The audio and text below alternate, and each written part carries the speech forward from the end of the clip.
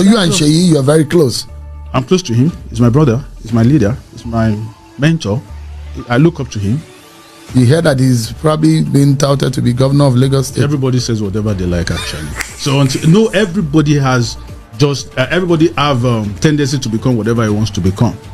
But when it goes to political distance, everybody says what's like. When you are this is what I've asked you. There seems to be a hangover of the election, and if you look at it, the supporters of the different political blocs and different political leaders. For example, you look at Peter Obi and the Obedience. There are a lot of young people who jumped on the Peter Obi philosophy and ideology.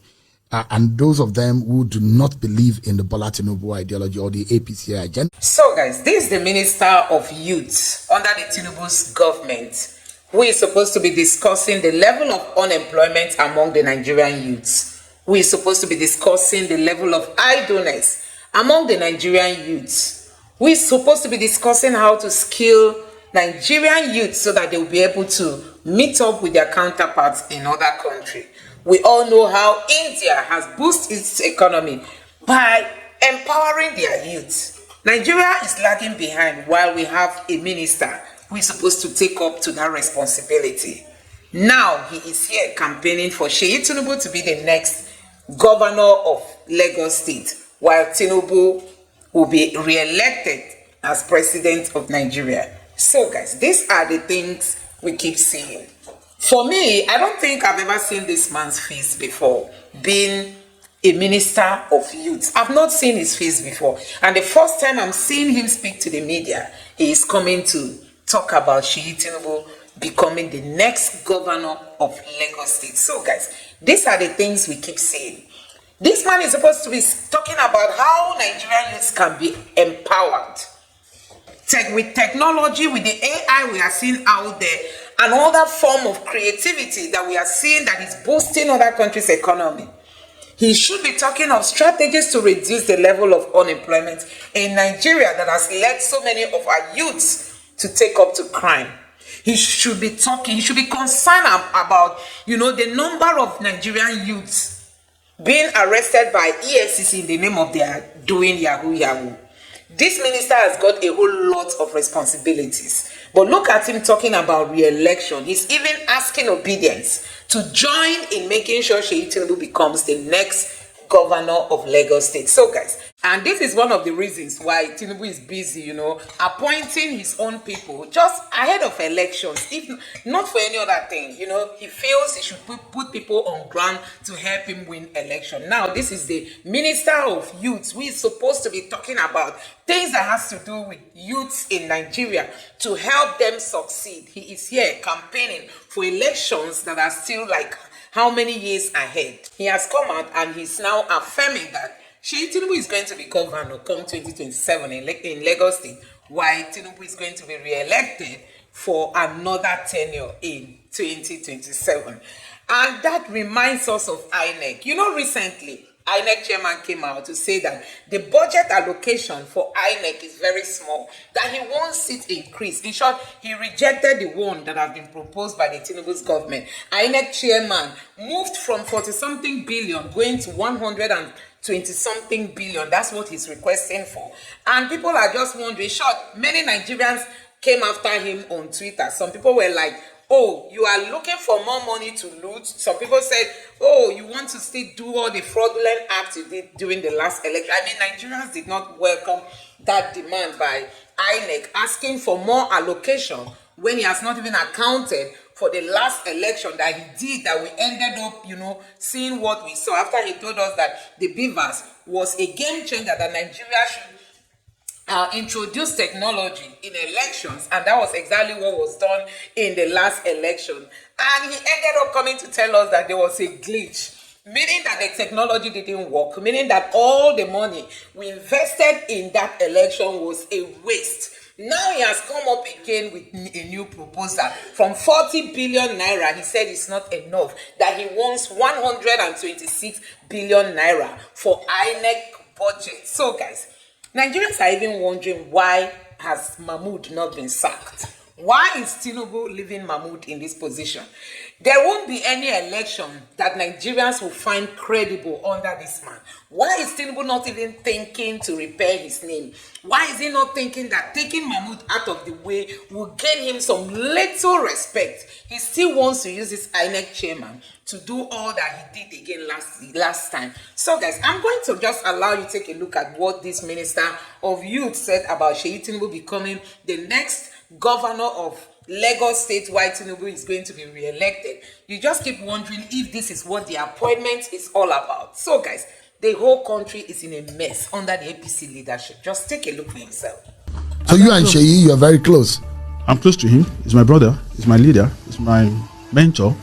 I look up to him. You hear that he's probably been touted to be governor of Lagos State. Everybody says whatever they like, actually. So everybody has everybody have tendency to become whatever he wants to become. But when it goes to political distance, everybody says what's like. When you are this is what I've understand too. When you are outside there, and when you're popular, or you have one or two things to do, people will say a lot of things about you. So you don't think that Seyi himself is the one that is engineering that? Not. No. If is he young? Is he too young to become a governor? He's not too young to become a governor. That's the truth. So Seyi can actually be the next governor of Lagos State. He's qualified to become anything. He's a well-trained young man that has built a father being a president, a son being a governor. That has built a lot of young people, massive young people. Even when his father is not the president, we've seen president's son, we've seen governor's sons, we've seen everybody enjoys the life. You see them and all that. This is the first time we're having it so different. That's the truth. What is different about Seyi? The difference is that he pays a way for you to grow. He pays a way for you to grow. So he's not sitting down inside the sitting room enjoying lives alone or with his friends in America and every other places in the world. But he's there doing the work himself. Wants to see how things can go differently to the young people of this country.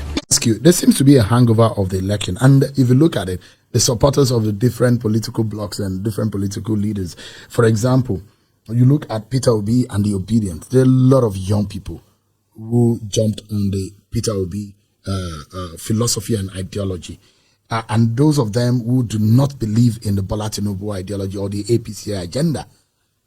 Excuse me, but they are Nigerian youth. How do you win them over? What do you tell them? And that's why I'm telling them again and again. When we think about this country first, politics will go and come. I will give you one example again. Whenever we are playing ball, Nigeria is playing ball, or there's a football match, whatever, probably they are playing one UEFA Champions League or whatever league, you will see every one of us concentrating on that. That is how I want us to concentrate on Nigeria. That is how I want us to see the country, that this country belongs to us. Nobody will come from anywhere. No grammar will come from anywhere to change this country for us. The country belongs to us. The country is us. The country is what we believe in. By the time you think about the country first, you will forget about one OB, one APC, one PDP, and very soon we are going to have a stakeholder engagement whereby I will bring all political parties, leaders of youth leaders together. All of them together. Let's think about this country first. Let's first talk about the country. By the time we talk about the country and we are settled about that, I'm one of those people that likes competition. Go back to your party. I won't tell you to come and join my party. To come and join my party for what? But come and join. I'm not even inviting you to join my government. I'm telling you that let's build this country together. So you'll be talking to the Obedience. Sure. So you want the Obedience to come on stream? I want them to come and let's build this country together. They have the brain. They have the brain, right? And that is what we are preaching. And that is what you see us doing on Twitter and X Space and all that. We have intellectual capacity to drive things. The way we drive it on the social platforms, let us come and drive our country. We have an open ministry now. We have a ministry that belongs to us. Not because of political party. Not because of you are Habga. Not because you are in this agency. Not because you are OB, and whatever you are supporting. Even Asiwaju himself, the president of the Federal Republic of Nigeria, you can see him, is one of the presidents that is demonstrating what I call not partisan government. And that is why you see a lot of people, you see a lot of them in this government, not even in this government. We engage them. He said it when he was in Enugu. He said, I don't know your party. I don't even know where you belong to. But in as much you are doing better, and you are doing great thing for the people. And that is why I also said that this collaboration is also from the grassroots, from the local government autonomy. When we get it right, so fine, then to the state and to the federal. The federal government cannot do all. So we call on everybody. The articulated, In fact, when I have their numbers, I will reach out to them. And that's one thing about me that I've been doing. Even if I don't pick your call, chat me, I will answer you. I will respond to you. When you bring something on the table that makes sense, I will even give you my number. The ones I can do, I will do. The ones I can't do, I will not do, because you cannot satisfy everybody. That's a human nature. A lot of people want to say, okay, don't forget, some people also eat from bad things. So they will also still stick with their bad thing, or they stick with their good thing, or they stick with their worst thing. But the fact remains that this is our country. And I'm begging, I'm pleading for everybody to put their hands on decks.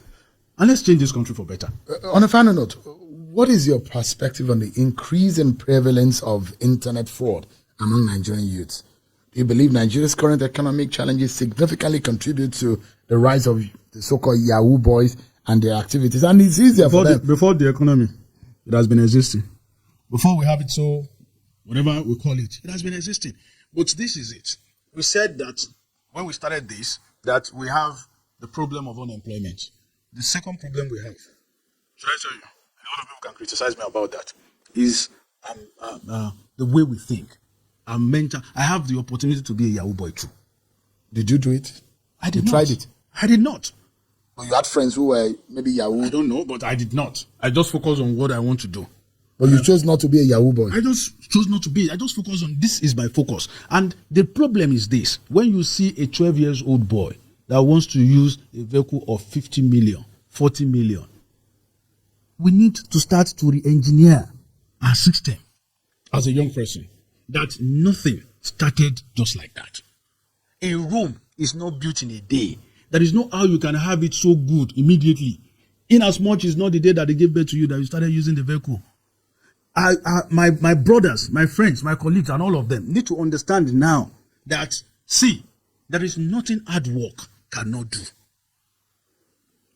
It's not everybody, and this is where the problem lies. It's not everybody that will drive limousine. By the time you put it, and let me use this as an example for everybody that is watching me. These fingers, they always said it's not equal. And they will say, no, that's a proverb, that's an adage, that's this. It's not equal. To bring your hands and let them cut it equally. Maybe it's going to. It's not compulsory that because my sister is using Benz, then I'm going to use Benz. No. Contentment is the problem that we're facing. And again, I also don't blame them. And I will continue saying I don't blame them. Because nobody is to engage them. Even from the schools that we're coming from. Before, as stubborn as we are, we still believe that something can happen. And our focus is different from what a lot of people are looking at.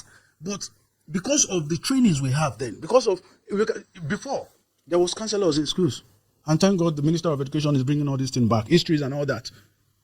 Then, we are trying to make sure that we do the right thing, not because we want to do the right thing, but because we see things around us.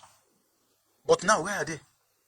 Because everybody is looking for money, because everybody is looking for weight, we are leaving those things aside, and now we are bringing it, and that is one of the renewal. That is the renew hope. That is to tell you that we are renewing the hope of the young Nigerians, and it can never happens in a day. It is a process, and very soon, I'm begging and I'm pleading to them. I'm pleading to them seriously that it is a process, and it will happen, and it can only happen with a collective rescue mission, and that is why I'm in an aggrieved, an aggressive.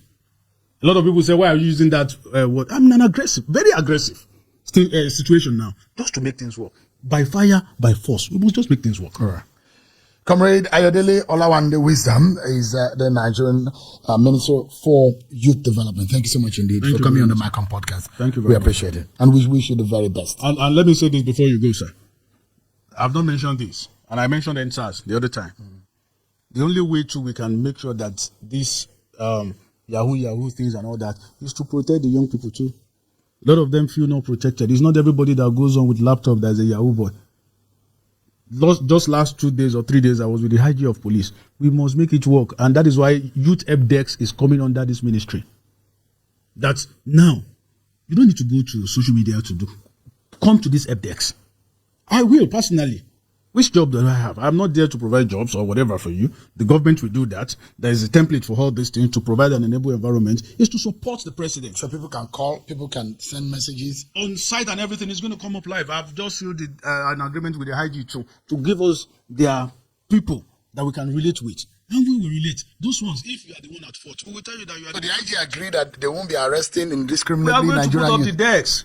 I'm going to put this forward. It's also a listing IG. We are going to put this forward so that from now on, we start painting even the policemen and all that and said, okay, you do this. We have a place to report you. And let's see if it's not going to. So guys, you have seen it for yourself. We just keep saying that what Nigeria lacks today is, having leaders who have empathy, leaders who have concern, who can put themselves in the shoes of others, leaders who understand the plight of the Nigerian people, who know what Nigerians are going through.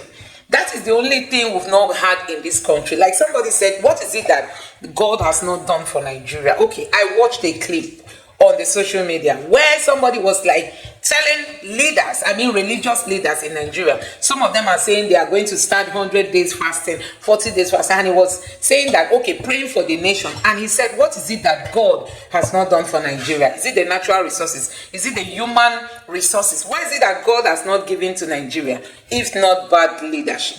That is the only thing we lack in this country, and you are seeing it playing out in your own eyes. So the Tinubu's government is just busy working for themselves. The Tinubu and the cabals around him.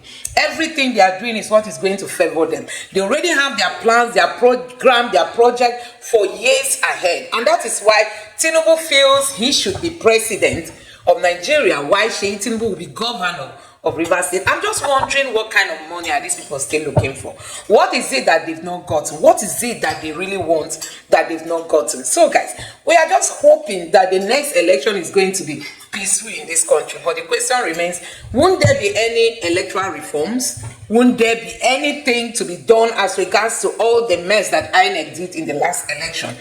Is the Mahmoud's leadership still going to be in place come 2027? Are we still going to use Mahmoud Yakubu as the INEC chairman? Haven't seen all the mess up that he messed up in the last election. Is he still going to be the electoral body head come 2027? I think at this point, Nigerians should be calling for his resignation. Nigerians should be calling for his sack. This man should give way so that another person who can do a better job, someone who has conscience, who can help Nigeria, to allow Nigerians to vote for who they want, they should just allow such a person to emerge. We've seen what Ghana did. It means that democracy is possible in Africa. It means that democratic process is possible in Africa. It's only in Nigeria where we have desperate politicians who they just want to, occupy the seat to benefit just them and them alone. Let me know what you think about this in the comment section below. Please don't forget to subscribe to the channel, turn on the notification bell, give this video a like so that YouTube can recommend it to others, and drop your thoughts in the comment section below. Thank you.